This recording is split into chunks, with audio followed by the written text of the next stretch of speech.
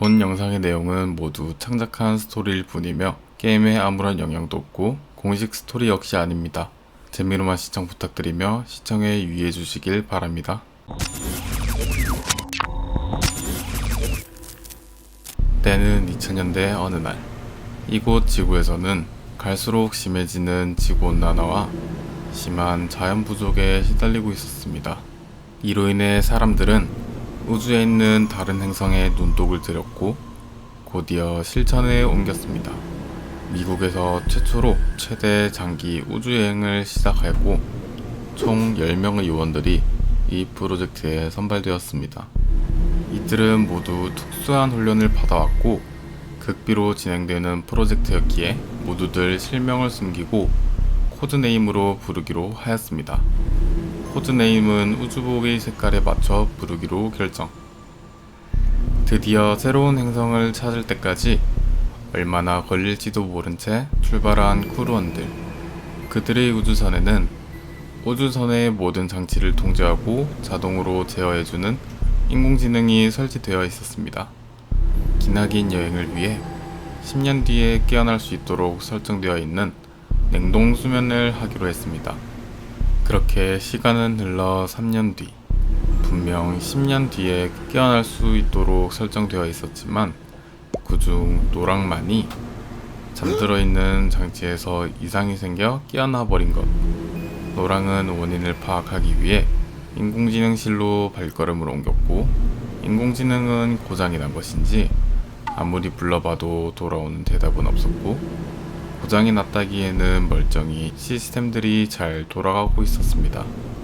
하지만 매우 이상한 점은 분명 아무런 경로를 설정해 놓지 않았지만 어느 정체 모를 행성으로 경로가 설정되어 있었습니다. 게다가 그 행성까지 도착 시간도 10여 분 남짓이라 매우 당황한 그는 경로를 손보려 장치를 재설정했지만 아무런 반응도 없었습니다. 그는 다급히 다른 크루원들에게 달려가 모두를 깨우고 이를 설명하였고 잠시 후 그들은 어느 행성에 불시착하였습니다. 이왕 깨어난 김에 크루원들은 두 개의 팀을 나눠 한 팀은 조심히 그 행성의 땅에 발을 내딛어 탐사를 진행하였고 나머지 팀들은 왜 이곳으로 경로가 설정되어 있었는지 우주선에서 조사를 진행하였습니다.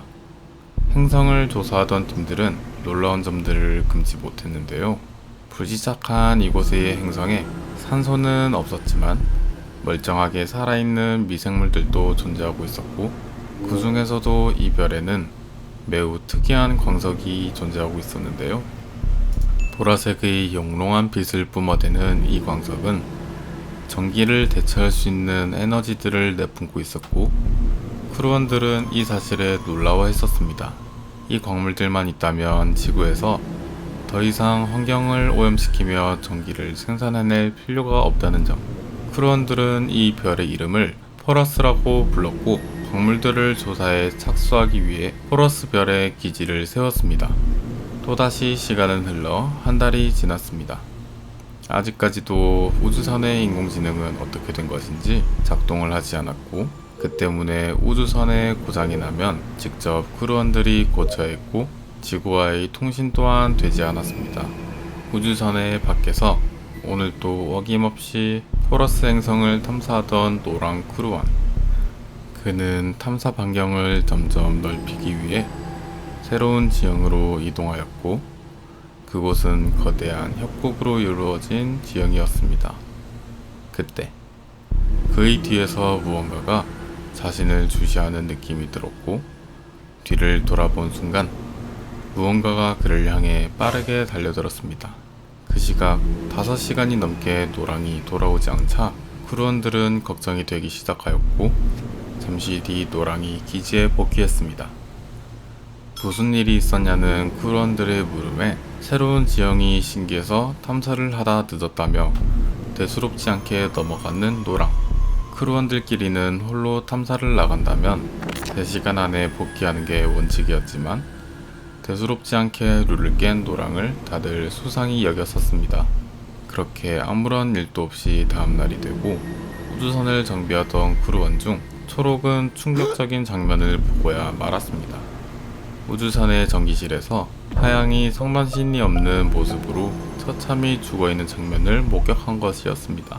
그는 매우 놀라 곧장 크루원들에게 달려가 이 사실을 알렸고, 크루원들이 한자리에 모여 누가 살해하였는지 추궁을 하였지만, 생각해보니 모두들 같은 시각 같은 자리에 있어 크루원들 중 아무도 살해하지 않았다는 걸 눈치챘습니다.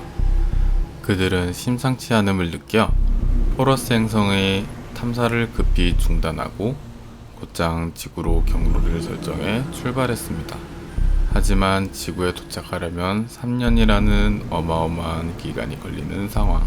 크루원 중 2명을 뽑아 우주선 안에 있는 다른 생명체가 있는지 조사를 하러 갈 겸 하양의 시신을 수습하러 가기로 했습니다. 빨강과 초록이 조사를 하기로 결정되고, 둘은 따로 움직이는 건 위험하다 판단해 함께 조사를 하러 출발했습니다.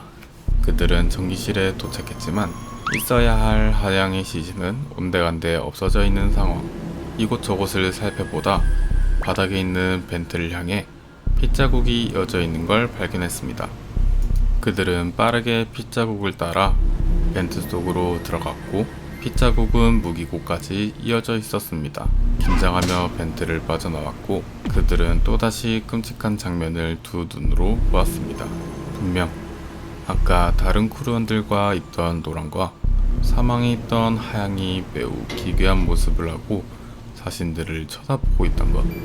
그들은 극도로 겁에 질려 크루원들에게 이 사실을 알리려 도망치기 시작하였고, 식당에 다 와가던 찰나 빨강은 식당에 무사히 도착했지만 복도의 통로가 자동으로 닫히면서 뒤따라오던 초록이 갇혀버렸습니다. 슬픔을 뒤로하고 불이 나게 달려 크루원들이 있는 항해실에 도착한 빨강. 그렇게 문은 열리고 모든 크루원들의 모습을 보고 그는 그 자리에서 좌절할 수밖에 없었습니다. 3년 뒤 그들이 탔던 우주선은 경로에 의해 자동으로 지구에 도착하였고, 우주선의 문은 조심히 열리기 시작하였습니다. 여기까지가 트레버 앤더슨 어몽어스 스토리 소개 영상입니다. 영상의 도입부에서 말씀드렸지만 본 내용은 모두 창작한 스토리일 뿐이며 게임에 아무런 영향도 없고 공식 스토리 역시 아닙니다. 트레버 앤더슨이 최근 어몽어스 캐릭터를 사용한 작품이 나와 이를 보고 만든 내용일 뿐이니 재미로만 감상해주시면 감사하겠습니다. 재밌게 보셨다면 구독과 좋아요 부탁드리고, 더 빨리 영상을 만나보고 싶으시다면 알림 설정까지 부탁드립니다. 지금까지 시청해주셔서 감사합니다.